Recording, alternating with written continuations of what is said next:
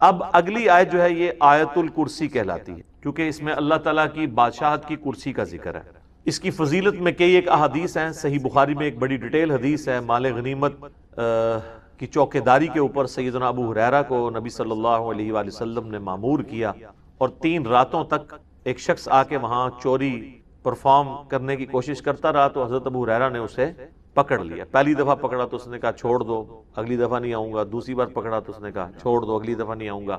تیسری دفعہ جب پکڑا تو انہوں نے کہا اب تو میں تجھے رسول اللہ کی بارگاہ میں ضرور پیش کروں گا۔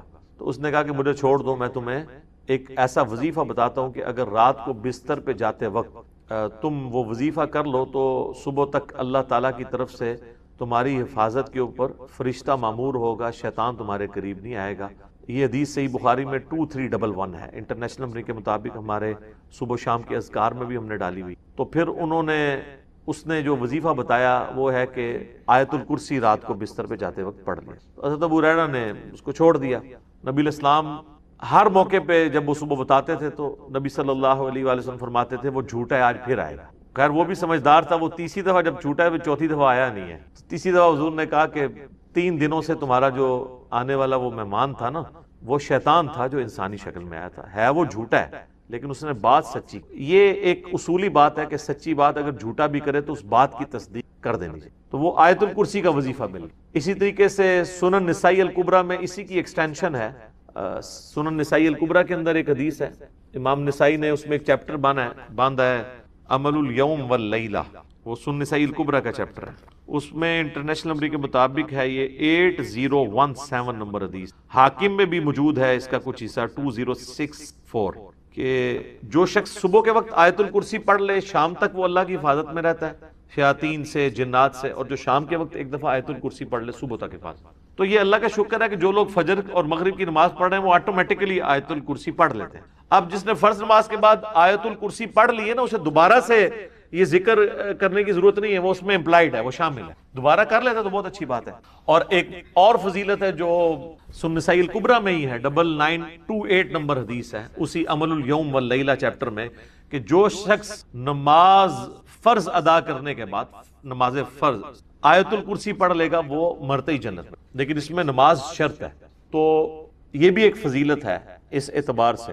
اس کی ایک ضعیف سند بھی ہے سنن الکبریٰ البیہقی میں مولا علی سے، اس میں الفاظ یہ ہیں کہ وہ آیت الکرسی کسی سے گفتگو کرنے سے پہلے پڑھ لے، لیکن جو سنن نسائی الکبریٰ میں صحیح سند ہے اس میں یہ الفاظ نہیں ہے۔ لیکن اس طرح کی جو ضعیف روایتیں ہیں نا، جب صحیح احادیث کو سپورٹ کر رہی ہوں نا تو اسی کو فالو کرنا چاہیے۔ کوشش یہی کرنی چاہیے کہ بغیر گفتگو کیے سلام پھیرتے ہی آیت الکرسی پڑھ لیجیے۔ البتہ اگر کوئی گفتگو کر بھی لیتا ہے تب بھی فضیلت مل جائے گی، کیونکہ جو صحیح حدیث میں اس طرح کے الفاظ موجود۔ تو یہ 3 بڑے بڑے فضائل ہیں۔ باقی میں نے قرآن حکیم کی سورتوں کے فضائل کے اوپر ڈیٹیل لیکچر ریکارڈ کروا دیا ہوا ہے، مسئلہ نمبر 112A-B، جسے شوق ہے تو وہ دیکھ سکتا ہے۔ اللہ لا الہ الا ہو، اللہ ہی ہے وہ کہ نہیں ہے کوئی معبود سوائے اس کے۔ الحی القیوم، وہ خود سے زندہ ہے اور باقی سب کو قائم اسی نے رکھا ہوا ہے، سب کو زندہ رکھنے والا وہ ہے۔ باقیوں کی زندگی اس سے مستعار ہے، اس کی زندگی حقیقی ہے اپنی۔ لا تأخذہ سنۃ ولا نوم، اور اس کی زندگی اتنی کامل ہے کہ نہ تو اسے اونگ آتی ہے اور نہ نیند۔ ہماری زندگی آپ دیکھ لیں ناقص ہے، ہم 24 گھنٹے کے اندر ایک دفعہ ضرور مر جاتے ہیں۔ موت نیند کی بہن ہے نا، اسی لیے آپ دیکھیں آپ کو جو رات کو سونے کی دعا سکھائی گئی ہے صحیح بخاری میں، اللہم بسمک اموت و احیا، اور اللہم باسمک اموت و احیا، دونوں الفاظ درست، تیرے نام سے زندہ ہوتا ہوں اور مرتا ہوں۔ اور صحیح بخاری میں جو صبح اٹھنے کی دعا ہے وہ تو ہے ہی ہے، اس میں تو ڈائریکٹ کلیئر ہو گیا۔ یہاں تو پھر بھی کوئی کہہ سکتا ہے کہ ایمبیگوٹی ہے کہ یہ اس نیند کا بھی ذکر نہیں ہے، لیکن اس میں تو واضح ذکر ہے، الحمدللہ الذی احیانی بعد ما اماتنی، یا احیانا بعد ما اماتنا، جمع کے سیغے، وَإِلَيْهِ النُّشُورُ، تمام تعریفیں اس ذات کے لیے جس نے ہمیں مرنے کے بعد دوبارہ زندہ کر لیا۔ پھر سورہ الزمر میں بھی آتا ہے کہ اللہ تعالیٰ ہی ہے جو رات کو جب تم سوتے ہو تو تمہارے نفس کو قبض کر لیتا ہے، پھر جس کو اپنے پاس رکھنا ہوتا ہے اسے روک لیتا ہے، جس کی باقی ہوتی ہے اس کو دوبارہ واپس۔ تو نیند بھی موت کی ایک فارم ہے۔ ہماری جو زندگی ہے وہ بھی ناقص ہے، ہم ڈیپینڈنٹ ہیں اللہ کے اوپر، اس اعتبار سے کہ جب چاہے وہ سانس روک لے، اور اس اعتبار سے بھی کہ 24 گھنٹے میں ہمیں ایک دفعہ سونا ہی پڑتا ہے، ادروائز آپ اگلے 24 گھنٹے، دنیا کا ذہین ترین آدمی، دنیا کا طاقتور ترین آدمی کتنے گھنٹے جاگ سکتے؟ یہ بزرگ جو جاگتے رہے ہیں نا 1 سال یا 2 سال، کہانیاں نے، کوئی نہیں اٹھ جاگتے.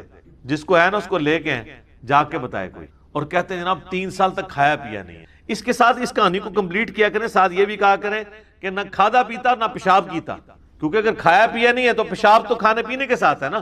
آپ کھانا پینا چھوڑ دیں پیشاب ختم ہو جائے گا.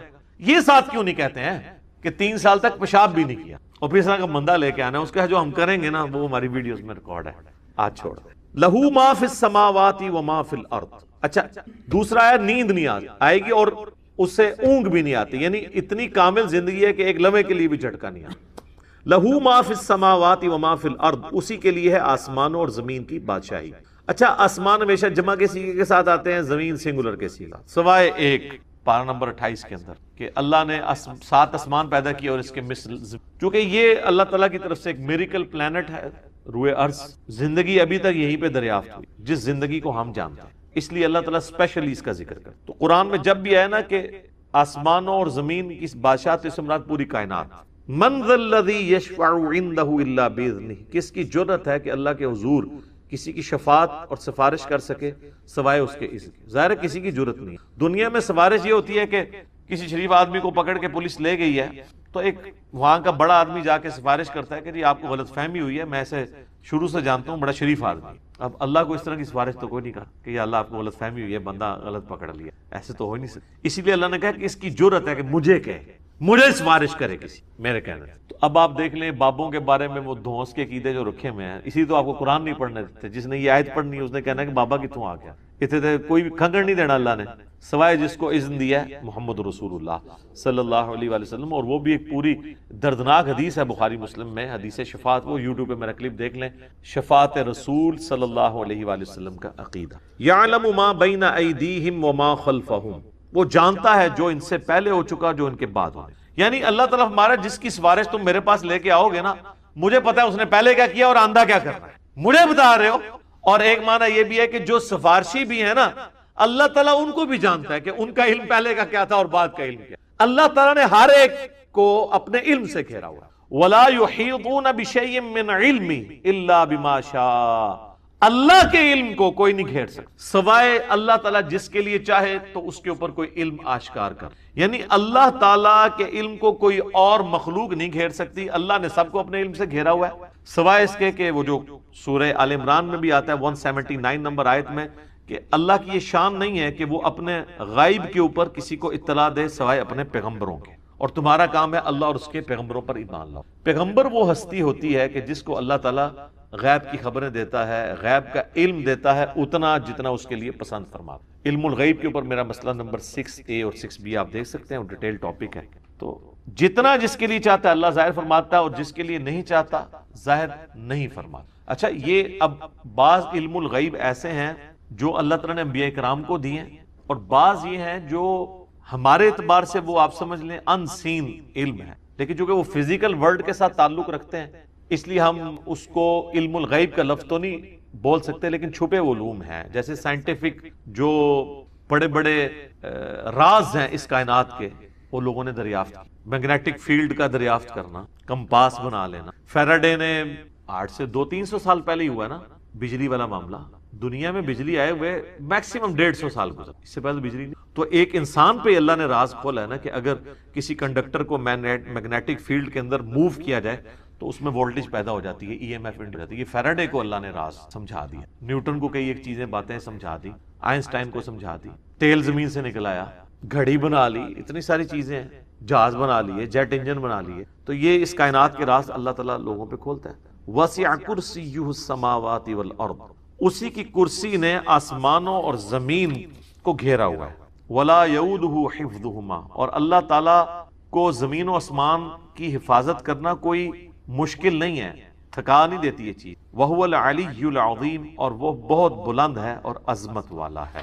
اچھا یہاں کرسی عین ممکن ہے کہ کوئی فزیکل کرسی ایگزسٹ کرتی ہے، اور عین ممکن ہے کہ یہ بات محاورتاً ہو رہی ہے کہ اللہ تعالیٰ کی بادشاہت اس سے مراد ہو، کیونکہ قرآن میں کئی ایک چیزیں محاورتاً بھی استعمال. اس کے اوپر یہ جو اہل حدیث کی طرف سے جہمی ہونے کا فتویٰ فوراً لگا دیتے ہیں، یہ غلط ہے.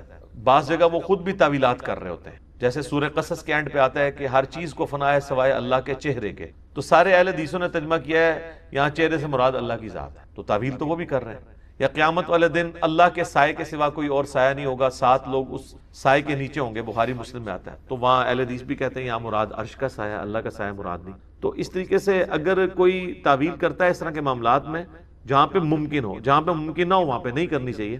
مولانا مودودی تو دونوں طرف گئے ہیں کہ عین ممکن ہے کرسی ہو، اور عین ممکن ہے کہ اس سے مراد ایک محاورتاً بات ہو کہ اللہ کی بادشاہی نے گھیر رکھا ہے ہر چیز کو، اور اس کی یعنی صرف اللہ تعالیٰ نے یہ بنا کے مخلوق چھوڑ نہیں دی، بلکہ اس کی حفاظت بھی اپنے ذمہ لی ہوئی، اور وہ ایسی حفاظت نہیں ہے کہ کوئی اللہ تعالیٰ کو مصروف ہو گیا کہ اتنی مخلوقات پیدا کر کے اب کیا کرے گا، وہ ایسا نہیں ہے، بلکہ وہ اللہ تعالیٰ نے پہ کوئی گرا نہیں ہے۔ وہ تو سورۃ الانعام میں ہے کہ زمین کی گہرائیوں میں کوئی دانہ نہیں پھوٹتا، نہ زمین کے اوپر نہ سمندروں میں کوئی پتا بھی گرتا ہے مگر اس کے علم سے، اور اتنا کامل علم ہے کہ اللہ نے یہ سب کچھ ہونے سے پہلے لوح محفوظ میں لکھ لیا۔ تو ایک ڈیٹیل طلب ٹاپک ہے۔ وَهُوَ الْعَلِيُّ الْعَظِيمُ، اور وہ بلند ہے اور عظمت والا۔ اب یہاں پہ ایک اللہ کا نام بھی آ گیا علی، علی یون، تو مخلوق میں کسی کا نام ہو سکتا، یہ ہے العلی، جب الف لام سے ہوگا تو دی علی خاص ہو جائے۔ رحمان تو کوئی بھی ہو سکتا ہے، الرحمان اللہ ہے، رؤوف کوئی بھی ہو سکتا ہے، نبی علیہ السلام کے لیے ہے بالمؤمنین رؤوف الرحیم، لیکن الرؤوف اور الرحیم اللہ ہے۔ صرف رؤوف اور رحیم سورہ توبہ کی آخری آیات میں نبی علیہ السلام کی۔ تو یہاں پہ بھی علی سے مراد بلند، عظمت، یعنی اللہ تعالیٰ اپنے عرش پہ مستوی ہے جیسا کہ اس کی شان کے لائق ہے، اور اپنی شان کے اعتبار سے بھی۔ اب یہ آیت الکرسی پہ تو گھنٹوں بولا جا سکتا تھا، میں نے اتنا حصہ کور کیا جتنا ایک عام بندے کی ضرورت ہے، کیونکہ آپ سمجھیں کہ قرآن حکیم میں جتنی بھی آیات اللہ تعالیٰ کی اسماء و صفات کے اعتبار سے یا اس کی قدرتوں اور شانوں کے اعتبار سے آئیں گی، آلموسٹ ان کی جڑ جو ہے وہ آیت الکرسی کے اندر موجود۔ تو یہ اس پہ تو گھنٹوں بولا جا سکتا ہے، لیکن جتنی میں نے اجمالاً اس کی تفسیر بیان کر دی ہے اس تفسیر کلاس کے اندر اتنی کافی ہے۔ باقی تو جیسے جیسے اللہ تعالیٰ کی شانوں کا ذکر بیچ میں آتا چلا جائے گا وہ انشاءاللہ تعالیٰ ہم اس کو کور کرتے جائیں گے۔ اللہ تعالیٰ سے دعا ہے جو حق بات میں نے کہی اللہ تعالیٰ ہمارے دلوں میں راسخ فرما دے۔ اگر جذبات میں میرے منہ سے کوئی غلط بات نکل گئی تو اللہ تعالیٰ ہمارے دلوں سے اسے محو کر دے، دور کر دے، ہمیں معاف بھی فرما دے، ہمیں کتاب و سنت کی تعلیمات پر عمل کر کے دوسرے بھائیوں تک پہنچانے کی توفیق عطا فرمائے۔ سبحانک اللہم و بحمدک، اشہد ان لا الہ الا انت، استغفرک و اتوب الیک، وما علینا الا البلاغ۔ جزاکم اللہ۔ سیدہ ام ہانی کہتی ہیں یا رسول اللہ میں بوڑھی ہو گئی ہوں، لمبے وظیفے مجھ سے کوئی نہیں ہوتے، مجھے کوئی ایک وظیفہ ایسا بتا دیں جو میں کر لوں میرے لیے کفایت کرے۔ سر جو وظیفہ پھر لیا ہے نا مولا علی کی بہن نے، وہ ایسا وظیفہ ہے کہ مجھے ابھی تک اتنا تگڑا اور کوئی وظیفہ نہیں احادیث میں نظر آیا جس کی اتنی فضیلت ہو۔ آپ علیہ السلام نے فرمایا 100 دفعہ روزانہ سبحان اللہ پڑھ لیا کرو، تمہیں 100 غلام آزاد کرنے کا ثواب ملے۔ سر روزہ اگر آپ توڑ بیٹھیں تو ایک غلام آزاد کرنا پڑتا ہے، تو 100 روزوں سے بھی کے برابر یہ آپ سمجھ لیں۔ 100 دفعہ الحمدللہ پڑھ لیا کرو، تمہیں 100 گھوڑے اللہ کی راہ میں جہاد کے لیے بھیجنے کا ثواب ملے۔ 100 دفعہ اللہ اکبر پڑھ لیا کرو، تمہیں 100 اونٹ اللہ کی راہ میں بھیجنے کا، قربان کرنے کا، نہر کرنے کا ثواب ملے گا۔ 100 اونٹ، سر ایک اونٹ کی قیمت آلموسٹ 2-2.5 لاکھ روپے، کروڑوں روپے کا وظیفہ ہے جی، ملینز آف ڈالرز کا یہ وظیفہ ہے فری میں۔ اور 100 دفعہ لا الہ الا اللہ پڑھ لیا کرو، یہ زمین و آسمان کے درمیان جتنا فاصلہ ہے اس کو ثواب سے بھر دے۔ سر لا الہ الا اللہ کے پھر برابری کون کر سکتا ہے؟ وہ حدیث بطاقہ ہے نا، کاغذ کے پرزے والی حدیث جامع ترمذی میں، کہ ایک شخص کے 99 دفاتر گناہوں کے کھولے جائیں گے اور نامہ مال تل رہا ہوگا، تو اللہ تعالیٰ فرمائے گا میں کسی کے ساتھ ناانصافی نہیں کرتا۔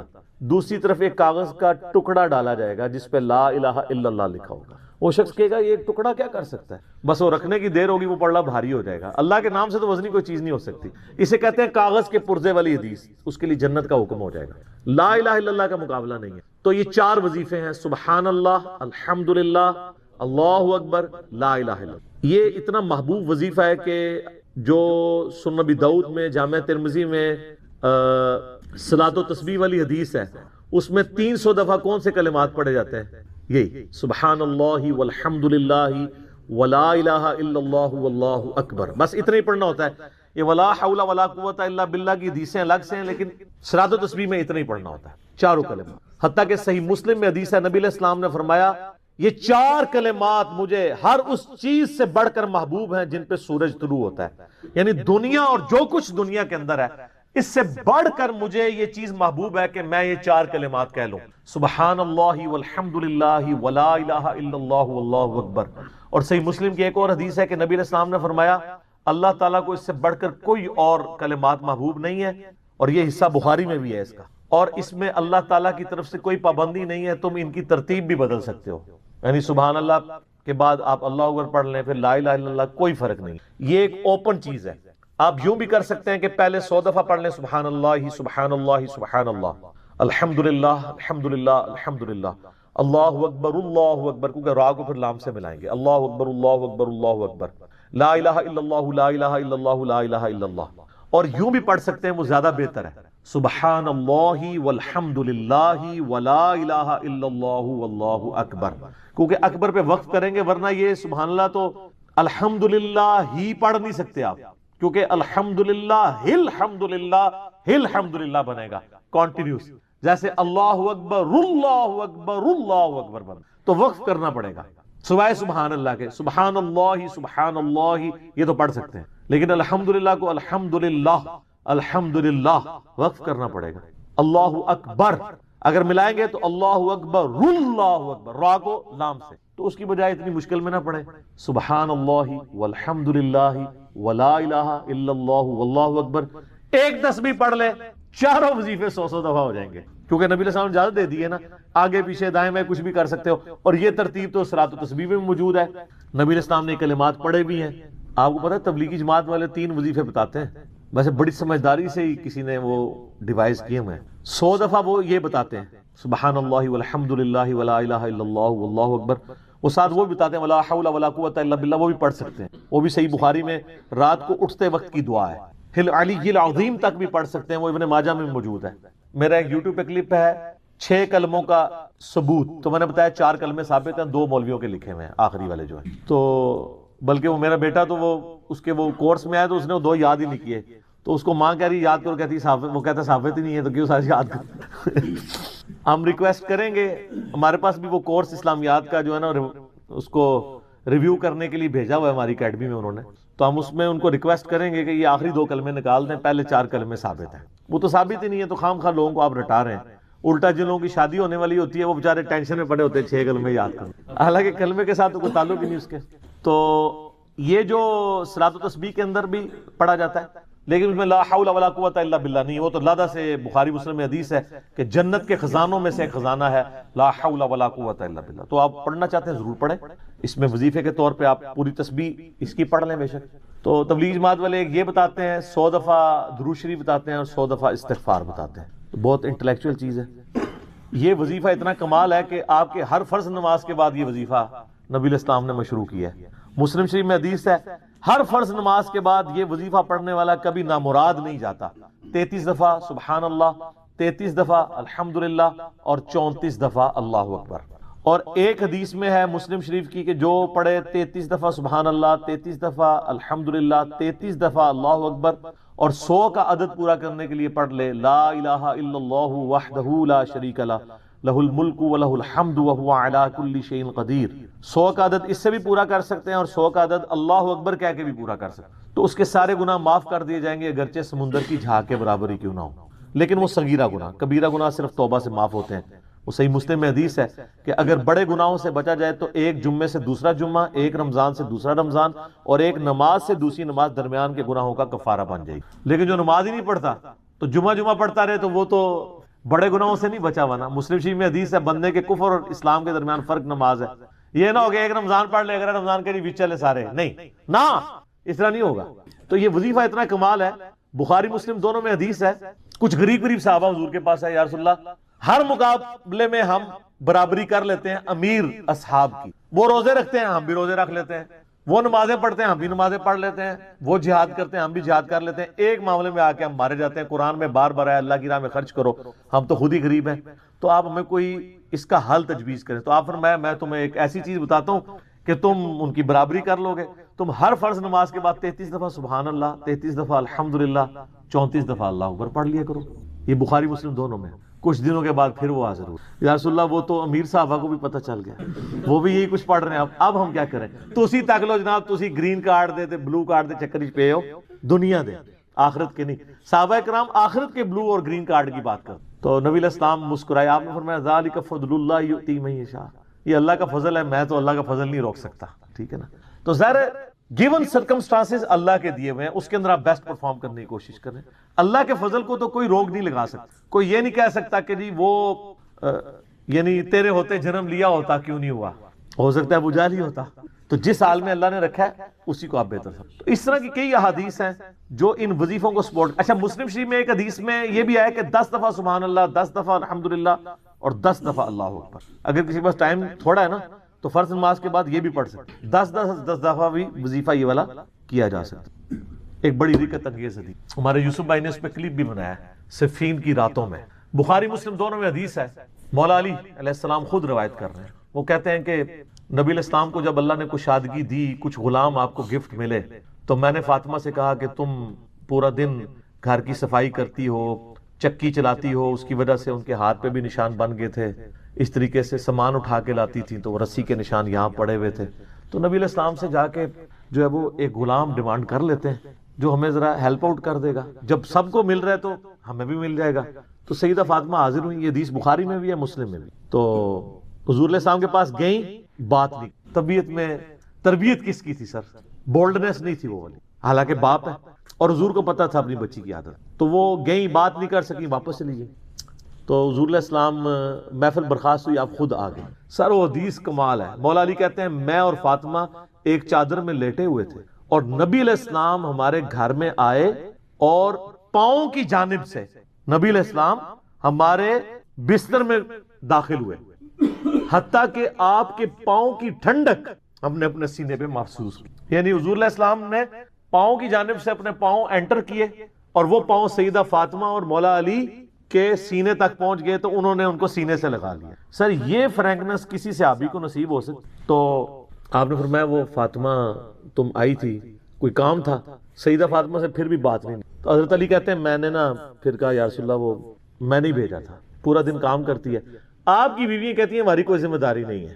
یہ بھی تو بیوی تھی نا. بخاری مسلم میں حدیث ہے جنتی عورتوں کی سردار ہے فاطمہ سلام اللہ علیہا. تو میں نے غلام کے لیے عرض کیا تھا یہ تھک جاتی ہے, ہمیں ہیلپ آؤٹ کر دے گا. آپ علیہ السلام فرمایا میں تمہیں سے بہتر نہ چیز عطا کروں؟ کہ یا رسول اللہ عطا کرے. یعنی آپ لوگ تو سمجھ رہے ہوں گے کہ غلام مانگا ہے تو شاید ایک گھوڑا بھی ساتھ گفٹ مل جائے گا. ان کا جب رات کو بسترے پہ جانے لگو نا تو 33 دفعہ سبحان اللہ, 33 دفعہ الحمدللہ اور 34 دفعہ اللہ اکبر پڑھ لیا کرو. یہ تمہارے لیے اس غلام سے بھی بہتر ہے, یعنی سارے دن کی تھکاوٹ اتر جائے گی. سر یہ بہت بہترین وظیفہ ہے.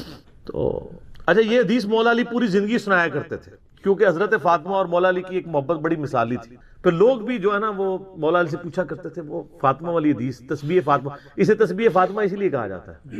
تو یہ حدیث جب بیان کی مولا علی نے تو آگے نے تابعی نے پوچھ لیا, بخاری مسلم دونوں میں ہے, کہ حضرت علی کہتے ہیں کہ وہ دن ہے آج کا دن ہے, میں نے کبھی یہ وظیفہ چھوڑا نہیں ہے. سر استقامت تو خود مل جاتی ہے, جس کے بسترے میں جا کے نبی علیہ السلام وظیفہ سکھا رہے ہوں تو وہ پوری زندگی اس واقعے کو کبھی بھول سکتا ہے کہ مجھے خود آ کے میرے بسترے میں آ کے, اور حتیٰ کہ آپ کے قدم مبارک میرے سینے سے لگے تھے, اس حال میں حضور نے مجھے یہ تحفہ دیا ہے, وہ تحفہ کوئی بھلا سکتا ہے؟ تو تابعی نے کہا کہ مولا علی سے کہا کہ کیا جنگ صفین کی راتوں میں بھی آپ یہ وظیفہ پڑھا کرتے تھے جب مسلمانوں پہ اتنا مشکل وقت تھا, آپ میدان جنگ میں تھے. آپ دیکھیں 30 سال کے بعد مولا علی کو تلوار دوبارہ اٹھانا پڑی اسلامی نظام کو بچانے کی. تو مولا نے کہا ہاں صفین کی راتوں میں بھی میں نے کبھی یہ وظیفہ نہیں چھوڑا. تو اس پہ وہ کلپ بنایا تھا صفین کی راتوں میں. یہ اتنا کمال کا وظیفہ. اللہ تعالیٰ ہمیں اس وظیفے پہ استقامت دے اور کچھ نہ کر سکیں یہ ضرور کیا کریں. بخاری مسلم میں حدیث ہے, عائشہ کہتی ہیں نبی علیہ السلام نے فرمایا کہ اللہ تعالیٰ کو سب سے بڑھ کر محبوب عمل وہ ہے جو مستقل مزاجی سے کیا جائے خواہ تھوڑا ہی کیوں نہ ہو, بنسبت اس عمل کے جو بہت زیادہ ہو لیکن مستقل مزاجی سے نہ ہو. ایک بندہ ایک دن 1000 دفعہ سبحان اللہ پڑھتا ہے, اگلے دن 10 دفعہ پڑھتا ہے, اس سے بہتر روزانہ ہی 10 دفعہ پڑھ لیں. تو یہ وظیفہ 100 دفعہ پڑھنے کے لیے کوئی زیادہ ٹائم ریکوائرڈ نہیں ہوتا. آپ روٹین میں ہیں, آپ پاس دونوں آپشن ہیں, الگ الگ کر کے پڑھ لیں تب بھی ٹھیک ہے, ایک ہی دفعہ میں پڑھ لیں سبحان اللہ والحمدللہ ولا الہ الا اللہ واللہ اکبر تب بھی درست ہے. اور فرض نماز کے بعد تو اور کوئی وظیفہ, ایک آیت الکرسی والا وظیفہ اور یہ تسبیح فاطمہ والا وظیفہ اور تکبیر بلند کرنا, استغفار پڑھنا, اللہم انت السلام منک السلام, سارے اذکار اس میں لکھے ہوئے ہیں. چند ایک وظائف تو ضرور پڑھیں اور اس میں یہ والا وظیفہ کبھی نہ چھوڑیں، یہ بہت ایکسٹرا آرڈنری۔ مغرب کی اذانیں شروع ہو چکی ہیں، بقیہ سوالات انشاءاللہ اذان مغرب کے وقفے کے بعد انشاءاللہ۔ جزاکم اللہ۔ ابو الکاف کا واقعہ ہے، یہ آلموسٹ 146 عیسوی کا واقعہ ہے، یعنی عیسیٰ علیہ السلام کے اٹھائے جانے کے آلموسٹ 100 سال کے بعد۔ اس سے یہی لگتا ہے کہ یہ یا تو عیسیٰ ابن مریم کے تابعین تھے یا تبع تابعین تھے۔ اس وقت ویسے عمریں اتنی نہیں ہوتی تھی، موسٹ پروبیبلی یہ تبع تابعین تھے جن کے ساتھ اللہ تعالیٰ نے اتنا غیر معمولی معجزہ کر دیا۔ چونکہ غیر نبی کے ساتھ ہوا، اسی لیے اس کے لیے کرامت کا ورڈ بولا جاتا ہے۔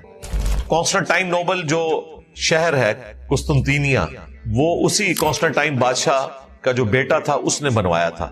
337 عیسوی کے بعد وہ حکمران بنا اور اس نے یہ شہر آباد کیا جو آج کل استنبول ہے۔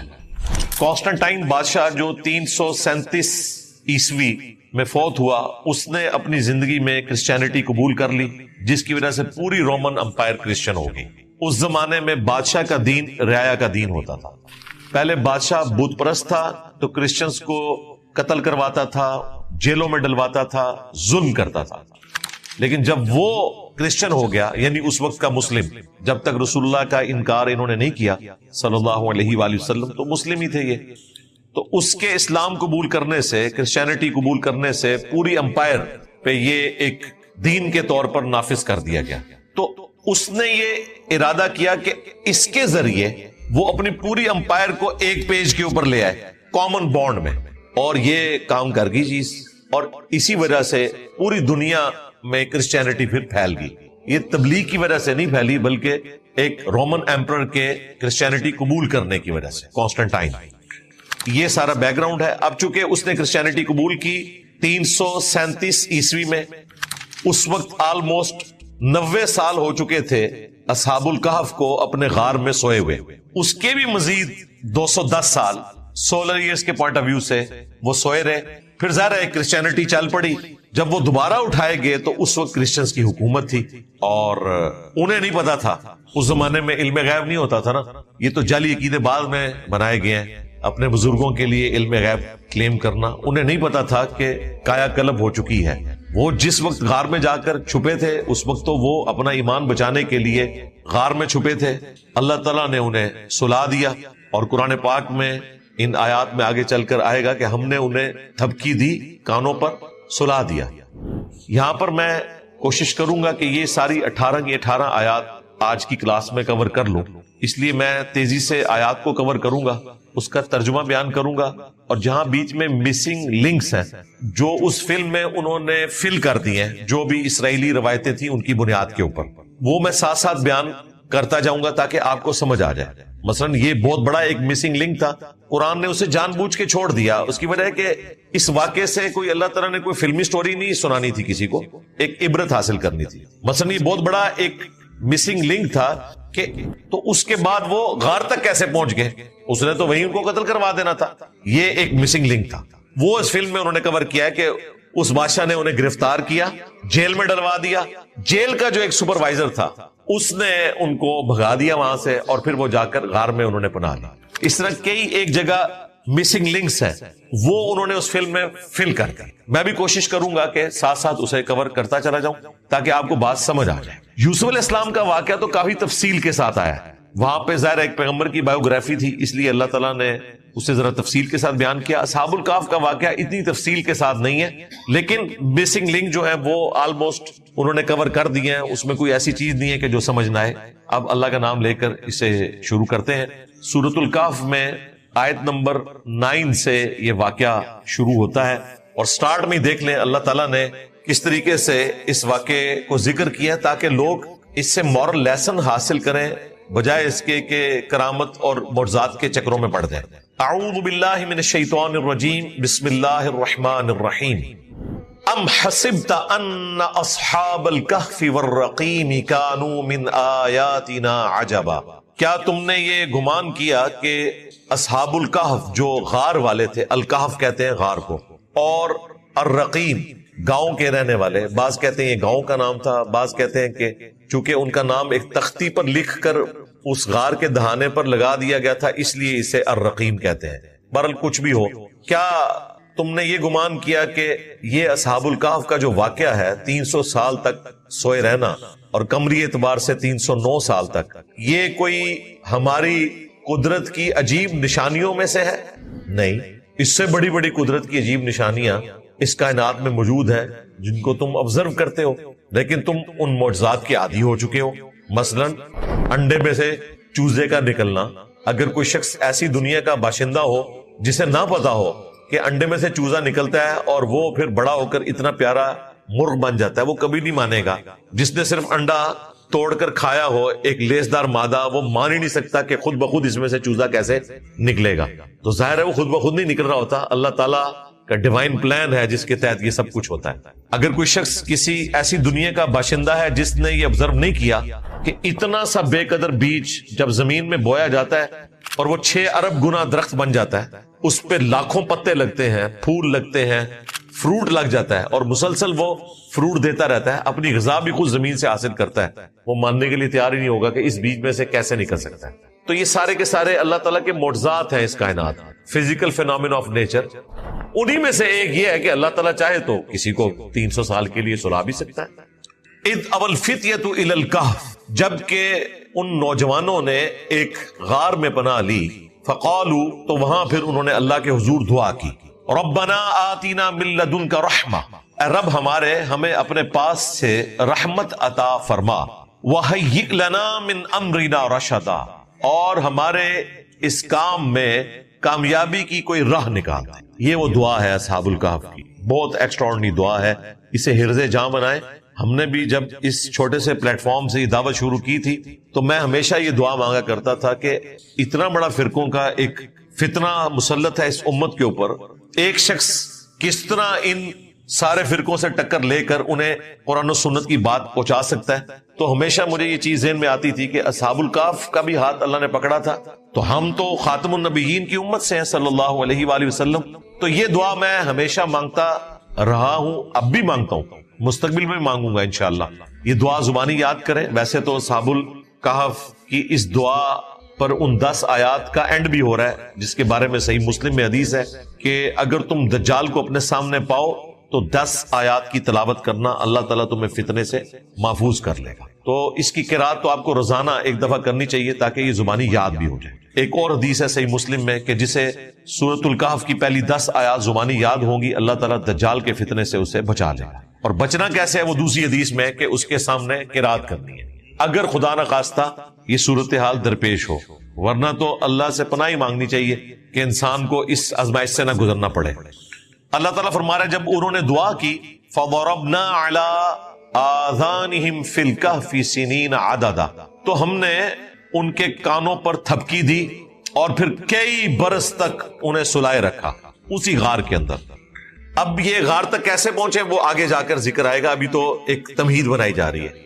ثُمَّ بَعَثْنَاهُمْ لِنَعْلَمَ أَيُّ الْحِزْبَيْنِ أَحْصَىٰ، پھر ہم نے انہیں جگایا تاکہ 2 گروہ جو اس بارے میں جھگڑا کرتے ہیں کہ کتنا عرصہ وہ اس غار کے اندر رہے، تو ہم دیکھیں احصا لما لبثوا امدا کہ ان دونوں گروہوں میں سے کون صحیح بات کرتا ہے۔ اور پھر اللہ تعالیٰ نے جو اختلاف تھا اسے ختم کیا اور بتا دیا کہ یہ 309 سال تک رہے ہیں۔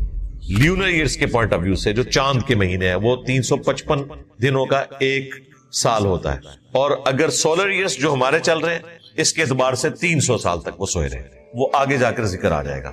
نحن نقص علیک نبأہم بالحق، ہم ان کا ٹھیک ٹھیک حال تم سے بیان کرتے ہیں۔ اب اللہ تعالیٰ نے وہ واقعہ بیان کرنا شروع کر دیا۔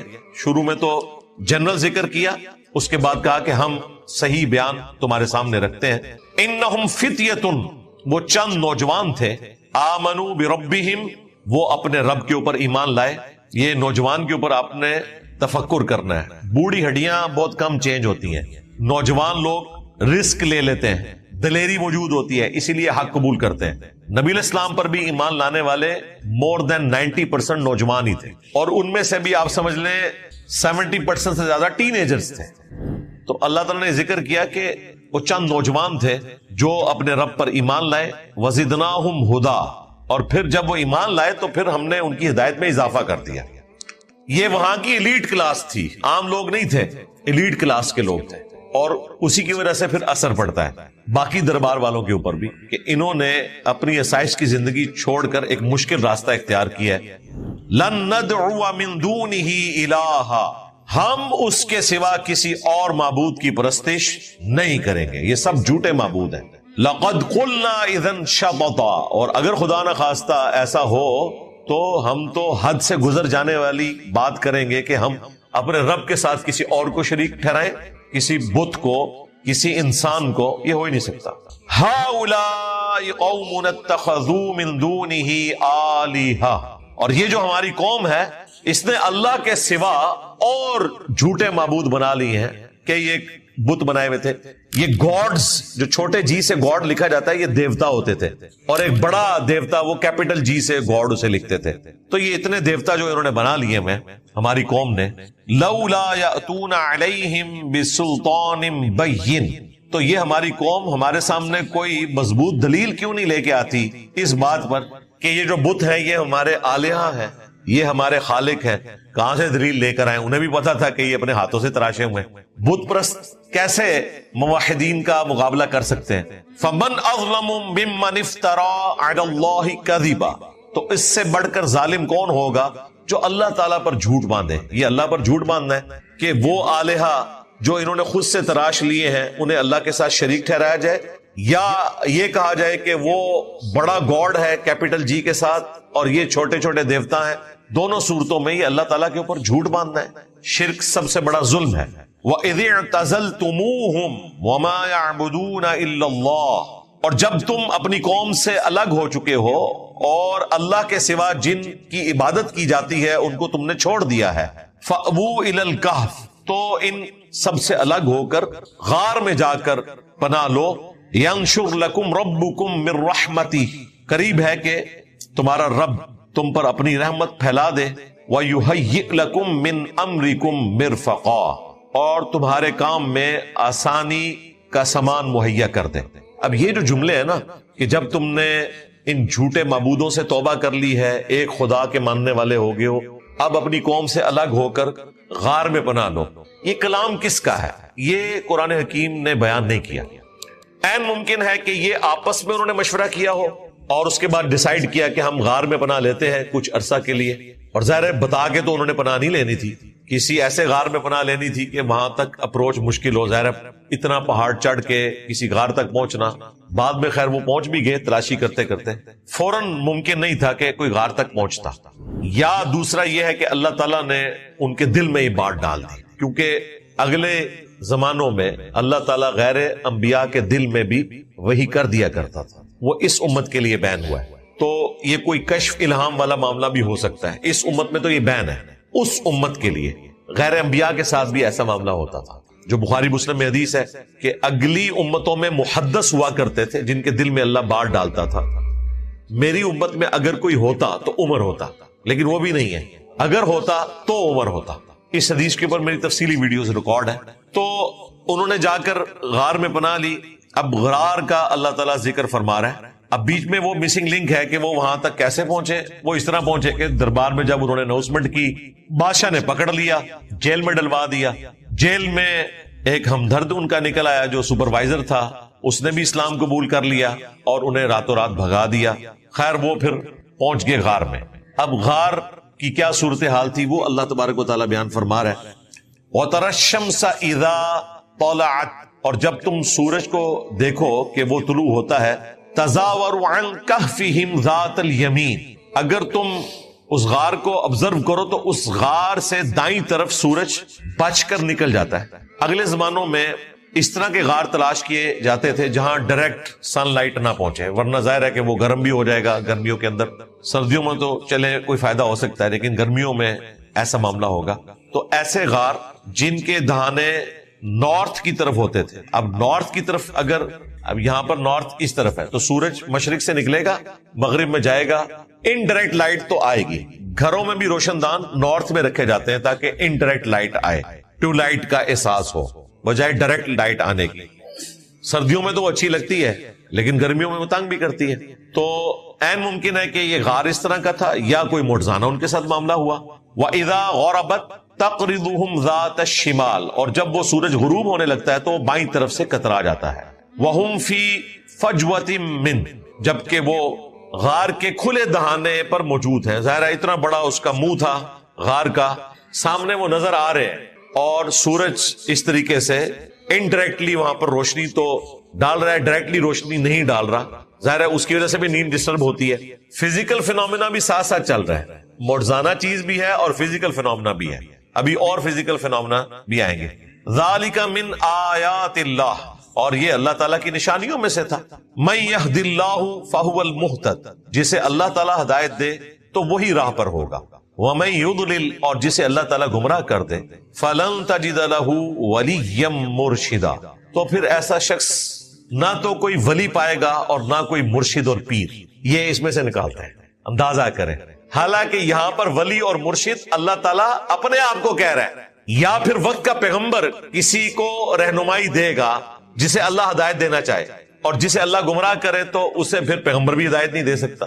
تو یہ اس آیت سے یہ بھی ترجمہ نکالتے ہیں دین تصوف کے ماننے والے کہ جسے اللہ تعالیٰ گمراہ کر دے اسے کوئی ولی مرشد نہیں ملتا. اب ظاہری الفاظ تو یہی ہیں، لیکن یہاں تو توحیدی شعری بیان ہو رہی ہے، اس میں بزرگ بابے کہاں سے آ گئے؟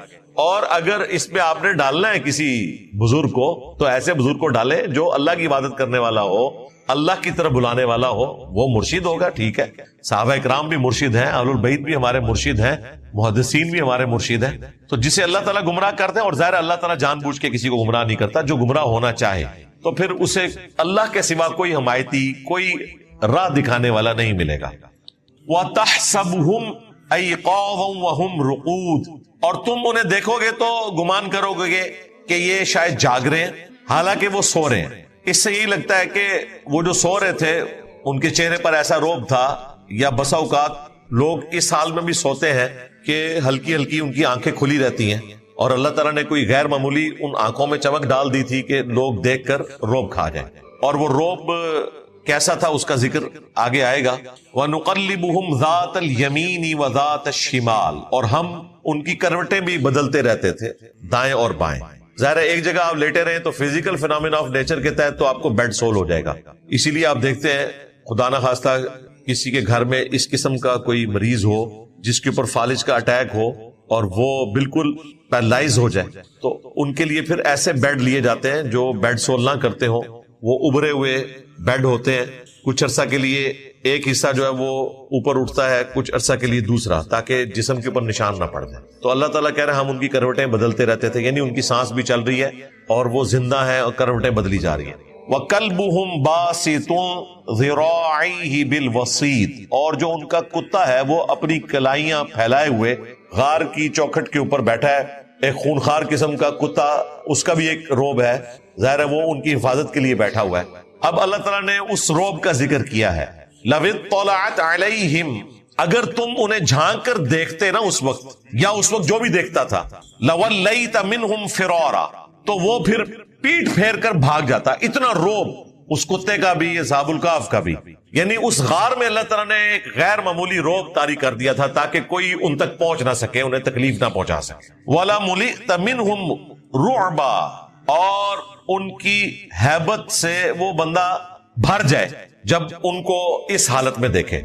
یہ سین انہوں نے وہاں فلمایا ہے، اس فلم کے اندر کمال کا فلمایا ہے. اور پھر بیک گراؤنڈ میں انہوں نے وہ آیت بھی چلائی ہے، کیونکہ پہنچ تو گئے تھے رومنز، اور پھر وہ اتنا ڈرے کہ انہوں نے پھر باہر ہی اس غار کے دہانے کو بند کر کے ان کے نام کی تختیاں لگا دی کہ یہ لوگ تھے اور یہ حکومت کے باغی تھے.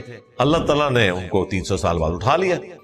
وَكَذَلِكَ بَعَثْنَاهُمْ، اور یوں ہم نے ان کو جگایا، لِيَتَسَاءَلُوا بَيْنَهُمْ، تاکہ وہ آپس میں ایک دوسرے سے پوچھیں. قَالَ قَائِلٌ مِّنْهُمْ، تو ان میں سے ایک کہنے والے نے کہا، کم لبثتم، تم یہاں کتنی دیر رہے؟ قَالُوا لَبِثْنَا يَوْمًا أَوْ بَعْضَ يَوْمٍ، تو کچھ لوگ بولے کہ ایک دن یا دن کا کچھ حصہ. قَالُوا رَبُّكُمْ أَعْلَمُ بِمَا لَبِثْتُمْ، تو پھر دوسرے بولے کہ تمہارا رب خوب جانتا ہے کہ تم کتنا عرصہ یہاں ٹھہرے. اب ان آیات کی بنیاد کے اوپر 7 کی تعداد جو ہے وہ ڈاکٹر سراج صاحب نے نکالنے کی کوشش کی. این ممکن ہے 7 ہی ہو، کیونکہ 7 کے بعد نفی نہیں آئی قرآن میں. قرآن میں آیا ہے کہ ان کے تعداد کے اعتبار سے اختلاف ہے، لیکن 7 کے اوپر اللہ نے کوئی ورڈک نہیں دی. وہ اس طرح کے عربی زبان میں جمع کا صیغہ کم از کم 3 سے شروع ہوتا ہے. تو یہاں پر اللہ تعالیٰ فرما رہا ہے کہ ایک بندے نے کہا کہ کتنا عرصہ رہے, تو جو بولنے والے ہیں وہ کم از کم 3 ہیں جنہوں نے یہ کہا کہ دن یا دن کا کچھ حصہ, اور دوسرا جو اوپینین رکھنے والے ہیں وہ بھی کم از کم 3 ہیں, کیونکہ ان کے لیے بھی جمع کا صیغہ ہے کہ انہوں نے آگے سے کہا کہ اللہ بہتر جانتا ہے کہ ہم کتنا عرصہ رہے. تو کم از کم اگر گنے جائیں, ایک پارٹی جو یہ کہہ رہی ہے کہ دن یا دن کا کچھ حصہ وہ 3 ہے, اور دوسرے کہہ رہے ہیں کہ ہمیں نہیں پتا اللہ بہتر جانتا ہے, وہ بھی 3 ہے, اور ایک وہ ہے جس نے یہ آواز وہاں بلند کی ہے کہ جی کتنا عرصہ رہے. تو یوں ملا کے یہ 7 ہوئے, اور کتا جو ہے وہ 8واں ہو گیا. قرآن پاک میں اس کے اوپر بحث بھی آگے چل کر آئے گی. فَبْعَثُوا أَحَدَكُمْ بِوَرِقِكُمْ هَذِهِ إِلَى الْمَدِينَةِ, تو تم میں سے ایک یہ چاندی کے جو سکے ہیں وہ لے کر شہر کی طرف جائے. فَلْيَنْظُرْ أَيُّهَا أَزْكَى طَعَامًا, اور پھر دیکھیں غور کے ساتھ کہ پاکیزہ کھانا لے کر آنا. ظاہر ہے شریعت کی جو پابندی کرنے والے لوگ ہیں ان کے لیے تو پھر حلال و حرام کا فرق کرنا بھی ایک بہت امپورٹنٹ مسئلہ ہوتا ہے. فَلْيَأْتِكُمْ بِرِزْقٍ مِّنْهُ, تاکہ وہ تمہارے لیے کھانا لے کر آ سکے. ایک بندے کو بھیجو درم دے کر, چاندی کے سکے دے کر, اور وہ کھانا بھی پاکیزہ لے کر آئے تمہارے لیے تاکہ ہم اسے کھا سکیں.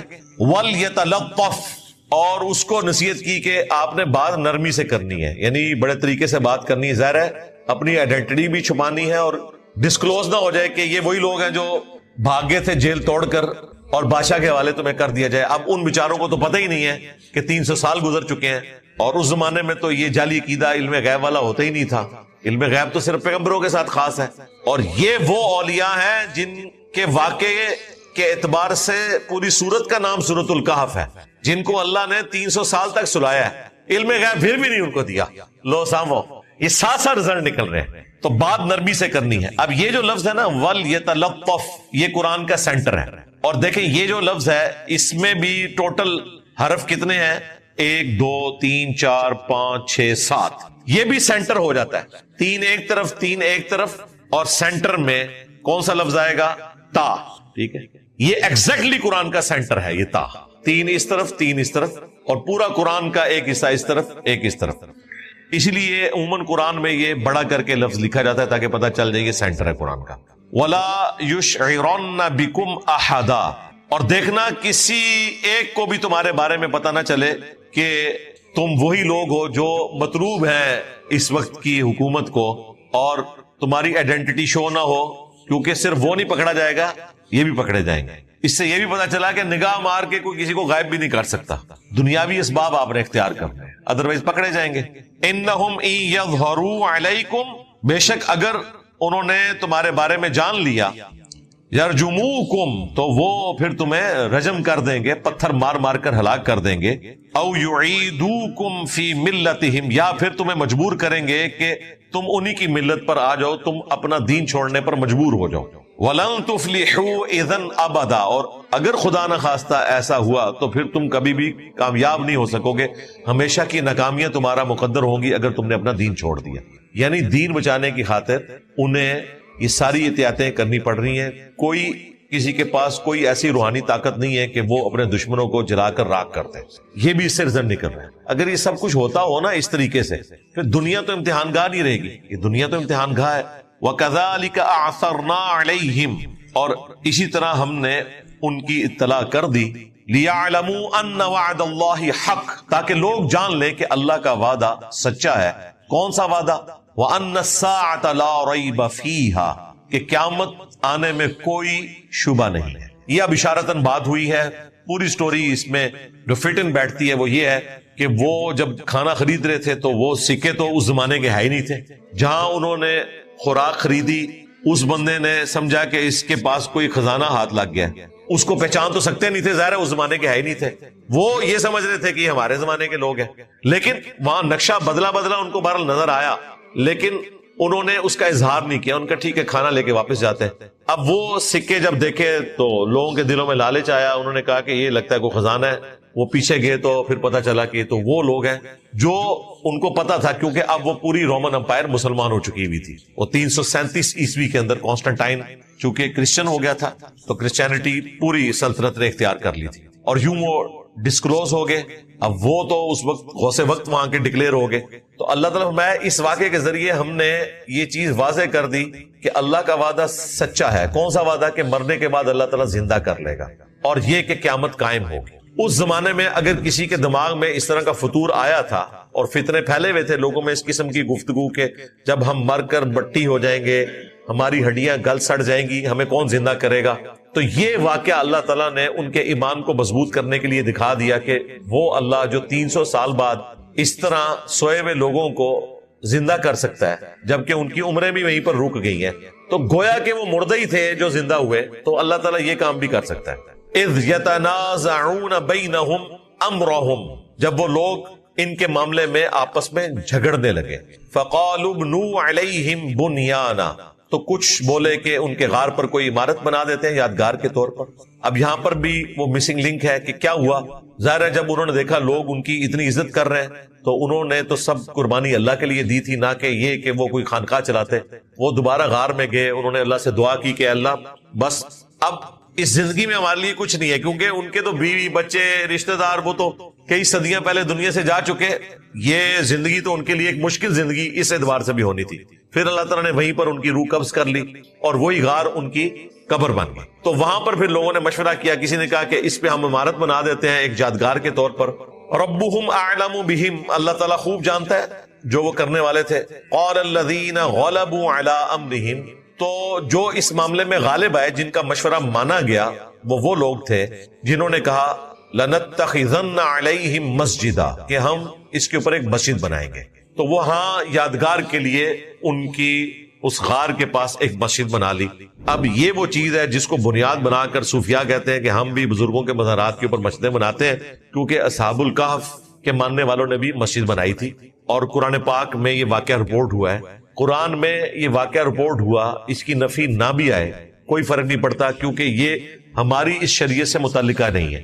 ہماری شریعت میں یہ ہے کہ بخاری اور مسلم دونوں میں حدیث ہے، لعن اللہ الیہود والنصارى، اللہ کی لعنت ہو یہودیوں پر اور نصرانیوں پر، اتخذوا قبور انبیائہم مساجدا، کہ انہوں نے نبیوں کی قبروں کو سجدہ گاہ بنا لیا تھا. البتہ جو حدیثوں کو نہیں مانتے ان کے لیے تو واقعی یہ دلیل بن جائے گی. یعنی جو منکرین حدیث ہیں ان کو تو چاہیے کہ وہ اپنے بزرگوں کی قبروں کے اوپر مزار بھی بنائیں، مسجدیں بھی بنائیں، کیونکہ وہ حدیث کو تو مانتے نہیں ہیں. یہ تو بخاری مسلم میں آیا نا کہ قبروں پہ مسجدیں نہیں بنانی. اللہ کی لعنت ہو یہود و نصارہ پر، انہوں نے اپنے نبیوں کی قبروں کو سجدہ گاہ بنا لیا تھا. اور اس حدیث کے ساتھ ام عائشہ کا قول ہے کہ اگر ہمیں یہ خطرہ نہ ہوتا کہ لوگ رسول اللہ کی قبر پہ سجدے شروع کر دیں گے تو ہم نبی الاسلام کی قبر کو بھی اوپن زیارت کے لیے چھوڑ دیتے، لیکن آپ اپنی وفات کے وقت ہمیں اسی کام سے ڈرا رہے تھے. یہ آپ کی حدیث بالکل وفات کے وقت کی ہے، کیونکہ بخاری مسلم کی اس حدیث میں موجود ہے کہ نبی الاسلام کے آخری دن چل رہے تھے اور آپ بار بار اس غم کا اظہار کر رہے تھے. اور بھی کئی ایک احادیث ہیں، آج ٹائم نہیں ہے، اس کے لیے الگ سے ویڈیوز آپ دیکھ لیں. بہرحال اللہ تعالیٰ فرما رہا ہے کہ وہ مسجد بنانے والے غالب آئے. سَيَقُولُونَ ثَلَاثَةٌ رَابِعُهُمْ كَلْبُهُمْ، اب یہ لوگ کہیں گے عنقریب کہ وہ 3 تھے اور چوتھا ان کا کتا تھا. وَيَقُولُونَ خَمْسَةٌ سَادِسُهُمْ كَلْبُهُمْ، اور کچھ یہ کہیں گے کہ وہ 5 تھے اور چھٹا ان کا کتا تھا. رَجْمًا بِالْغَيْبِ، یہ یعنی غیب کے حوالے سے علم کے اعتبار سے تکے چلا رہے ہیں، یعنی ان کے پاس ڈیفینیٹ نالج نہیں ہے. وَيَقُولُونَ سَبْعَةٌ، اور کچھ ہیں جو کہیں گے کہ وہ 7 تھے. وَثَامِنُهُمْ كَلْبُهُمْ، اور 8واں ان کا کتا تھا. اس کے اوپر اللہ تعالیٰ نے کوئی کامنٹ پاس نہیں کیا. یہی بات مضبوط لگتی ہے، کم از کم تو وہ 7 تھے، کیونکہ ایک نے پوچھا کہ ہم کتنا عرصہ رہے، جو آیات آپ پڑھ چکے، تو 3 نے کم از کم یہ کہا تھا کہ 1 دن یا دن کا کچھ حصہ، اور دوسرے 3 نے یہ کہا تھا کم از کم 3، وہ 4 بھی ہو سکتے ہیں 5 بھی ہو سکتے ہیں، کہ اللہ بہتر جانتا ہے. تو کم از کم بھی لیا جائے تو 3 اور 3 6 اور 1 7. بعض نے کہا یہ 9 تھے. بہرحال 7 کے اوپر اللہ تعالیٰ نے کامنٹس اس اعتبار سے کیے، قُلْ رَبِّي أَعْلَمُ بِعِدَّتِهِمْ، تم فرماؤ میرا رب ان کی تعداد کو خوب جانتا ہے. مَا يَعْلَمُهُمْ إِلَّا قَلِيلٌ، ان کی تعداد کو نہیں جانتے مگر بہت کم لوگ. باقی اللہ تعالیٰ نے وہ تعداد میں سے کچھ مورل لیسن نہیں لوگوں کو دینا تھا، اصل مقصد تو ان کی کمٹمنٹ ہے جو اللہ تعالیٰ نے ذکر کی. فَلَا تُمَارِ فِيهِمْ إِلَّا مِرَاءً ظَاهِرًا، تو ان کے بارے میں بحث نہ کرو مگر اتنی جو ہم نے بیان کر دی، وَلَا تَسْتَفْتِ فِيهِمْ مِنْهُمْ أَحَدًا، اور ساتھ ہی ساتھ یہ جو گروہ ان کے بارے میں مختلف کلیم کر رہے ہیں ان کی طرف بھی تم نے التفات نہیں کرنا. جو واقعہ ہم نے بیان کرنا تھا وہ کر دیا، اس سے مورل لیسن بھی بیان کر دیا، باقی اس کی باریکیوں میں جانے کی ضرورت نہیں ہے. اب یہاں پر وہ ذکر بھی آ گیا ساتھ ہی جو نبی علیہ السلام سے جب یہ 3 سوال ہوئے تھے، نمبر 1 اصحاب الکہف کے بارے میں، نمبر 2 موسیٰ اور خضر علیہ السلام کے واقعے کے بارے میں، اور نمبر 3 ذوالقرنین بادشاہ سے متعلق. تو نبی علیہ السلام نے ان کفار سے کہا تھا کہ تم کل آنا، میں تمہیں اس کا جواب دوں گا، اور وہی نہیں آئی. یوں کل کرتے آلموسٹ 15 دن گزر گئے، اور پھر یہ آیات نازل ہوئی کہ آپ نے اگر کوئی ایسی بات کرنی ہے تو پیغمبر کے شان شان نہیں ہے کہ وہ اس چیز کو اوور لک کر دے کہ انشاءاللہ کہنا بھول جائے. وہ ذکر آ گیا، وَلَا تَقُولَنَّ لِشَيْءٍ إِنِّي فَاعِلٌ ذَلِكَ غَدًا، اور کبھی بھی یہ نہ کہنا کل میں یہ کام کر لوں گا، إِلَّا أَن يَشَاءَ اللَّهُ، مگر یہ کہ اللہ نے چاہا تو. لہذا آپ کے پاس ریسورسز ہوں، حالات فیوریبل ہوں، اس کے باوجود انشاءاللہ ضرور کہنا ہے. یہ مسلمانوں کی ٹریڈیشن ہے. اب انشاءاللہ کا جو ورڈ ہے وہ آگے جا کر آ جائے گا، یہاں پہ بھی خیر اس کا ذکر آ گیا. وَاذْكُرْ رَبَّكَ إِذَا نَسِيتَ، اور اپنے رب کو یاد کرو جب تم بھول جاؤ. یعنی اب یاد آ گیا تو اللہ کی طرف رجوع لاؤ، انشاءاللہ کہو، اس غلطی کے اوپر اللہ سے معافی طلب کرو. وَقُلْ عَسَىٰ أَن يَهْدِيَنِي رَبِّي لِأَقْرَبَ مِنْ هَٰذَا رَشَدًا، اور یوں کہو کہ قریب ہے میرا رب مجھے اس سے نزدیک تر رشد و ہدایت کا راستہ دکھا دے. وَلَبِثُوا فِي كَهْفِهِمْ 300 سِنِينَ، اور وہ اپنے غار میں 300 سال تک ٹھہرے رہے. وَازْدَادُوا 9، اور اوپر کے 9 برس.